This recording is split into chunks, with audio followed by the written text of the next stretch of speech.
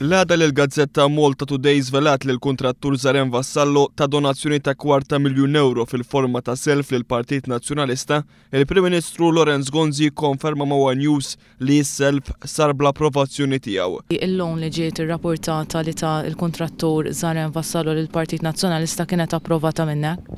Jiena l-kap tal-partit u naturalment iva jiena responsabbli minn deċiżjoni amministrativi li jittieħdu. Din id-donazzjoni fi forma ta' self ingħatat f'Ġunju tas-sena l-oħra mill-kumpanija ta' kostruzzjoni ta' Zarem Vassallo, Vassallo Builders Group Limited. Lorenz Gonzi ma jsib xejn stramp li kuntrattur li ngħata ħafna kuntratti mill-Gvern isellef lil Partit Nazzjonalista €250,000. Ma tara xejn stramp tara aċċettabbli li kuntrattur li jingħata diversi kuntratti tal-Gvern isellef ammont daqshekk kbir lil Partit Nazzjonalista? Aċċettabbli? M'hemm xejn li huwa stramp f'dan kollu, aħna għandna operazzjoni kummerċjali, hekk għamilna u hemm xejn ħażin.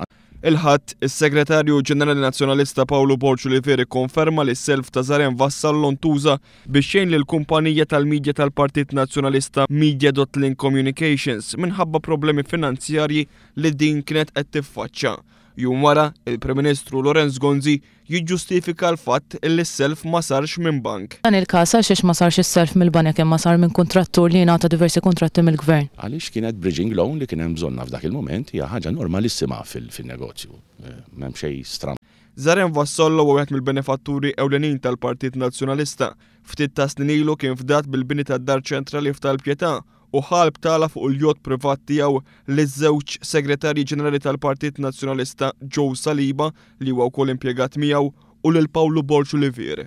Vassallo ingħata wkoll il-kuntratt tal-bini tal-Power Station tal-BWSC tħallas ma' €8,000,000 f'sussidji biex iżomm anzjani li l-Gvern ma kellux post tal-jom waqt li f'Diċembru li għadda il-MEPA approvatlu shopping complex bħal Qormi fi żmien rekord ta' 6 xhur qabel tippermetti l-liġi.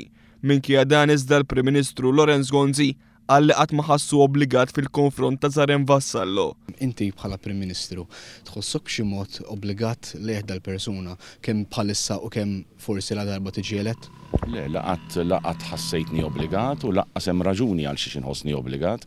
Lejħat daqskemm jekk kumpanija jkollha bżonn tissellef mingħand il-bank tħoss obbligata lejn il-bank. Il-kumpanija tissellef u mbagħad għandha obbligu li tħallas lura kif jirrikjedu l-obbligi kummerċjali. Il-bank differenti minn kontrattur. Xi żjed għandkom xi mistoqsija. Zarem Vassallo wkoll sieħeb fi proġett f'Taslima ma' Tankred Tabone li qed jiffaċċja akkużi kriminali fil-qorti brabta mal-iskandlu tal-commissions fix-xiri taż-żejt mill-Lena Malta.